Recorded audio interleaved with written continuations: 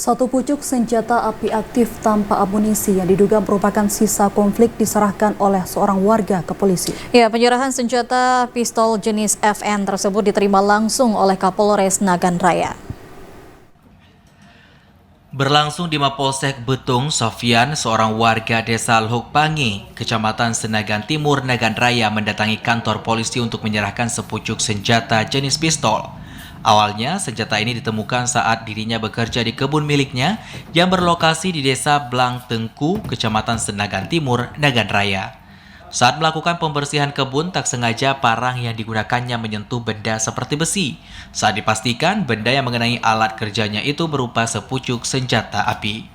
Dengan kondisi saat ini ditemukan tertadam dan terbungkus dalam plastik.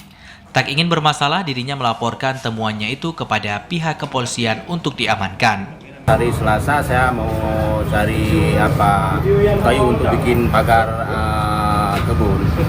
Waktu kita potong kayu itu kan ada kenampakan ada suara bunyi kayak kena besi gitu. Habis kita ambil nampaknya udah pistol. Sementara itu, Kapolres Nagan Raya AKBP Rudi Saiful Hadi mengatakan senjata yang diserahkan ini merupakan senjata jenis FN, sisa konflik puluhan tahun silam.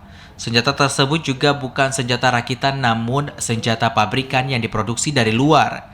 Kapolres juga mengimbau kepada warga jika menemukan benda serupa untuk tidak ragu menyerahkannya ke aparat kepolisian.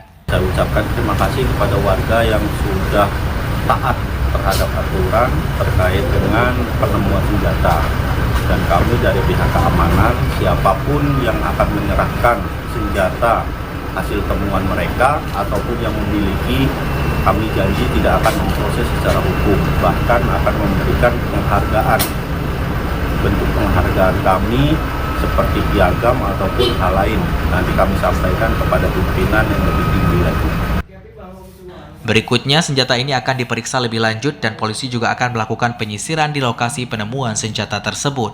Ditambah lagi, lokasi penemuan senjata ini merupakan posko para eks-kombatan saat masa konflik Aceh masa dahulu. Dari Nagan Raya, Aziza Putra, TVRI melaporkan.